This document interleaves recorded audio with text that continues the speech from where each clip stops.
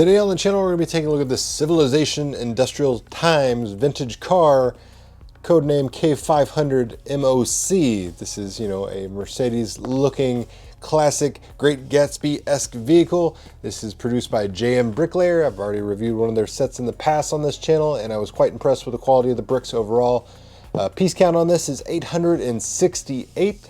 Found this on Amazon. It's about $50 retail. JMBricklayer, they do have all sorts of different pieces. If you're not interested in cars, they've got robots, they got vehicles, they got ships, trains, construction, military, sci-fi, buildings, flowers, you name it. They got a little something for everyone.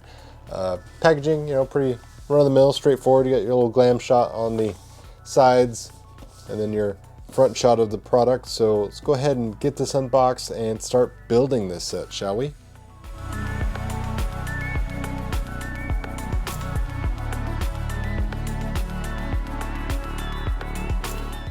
And here she is in all her wondrous golden glory.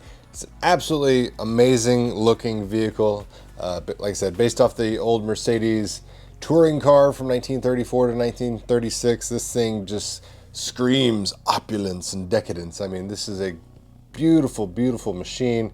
It's got all sorts of cool play features on this thing. So number one, you can lift up the hood. Once you lift up the hood, you can see inside the engine compartment, and you'll see the turning mechanism. There we go, the drive shaft, because you can actually, manipulate the wheels, turn them left and right, center them, and everything. So that's a very cool play feature. Put the hood back down. Windscreen tilts back a little bit. Have the era appropriate suicide doors. This was pretty much standard on a lot of the vehicles back in the day. Very cool design. Aptly named, because you jump out of your car with the door like that, you're gonna have a bad time. Trunk also opens, closes, so you can, throw some goodies back there, throw some kiddos, some luggage, whatever. Also have the spare fifth wheel tire there.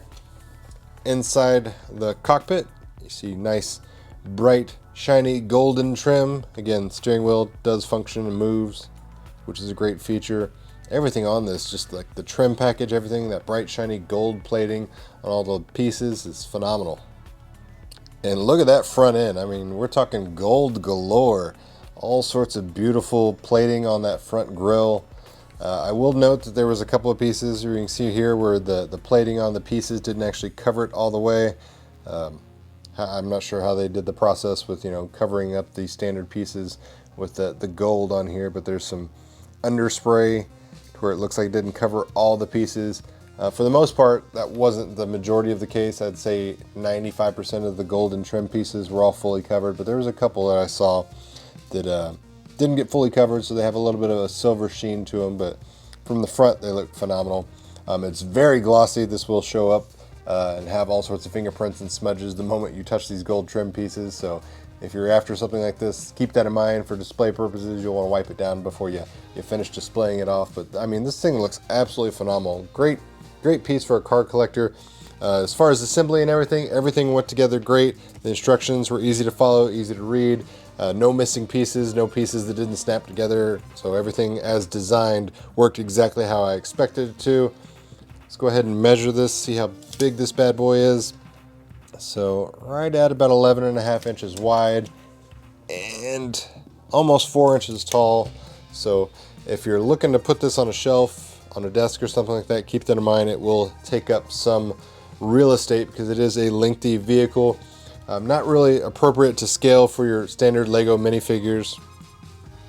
Case in point, here we have everybody's favorite android, C-3PO, and you put him next to the car, and as you can see, it's a little bit bigger than old C-3PO could handle. So even if we fold him over, put him in the driver's seat, he's not going to be able to look over the windshield at all. So keep that in mind if you're trying to display this with your minifigures or an action figure or something like that. You're going to need something a little bit larger than your standard minifigure.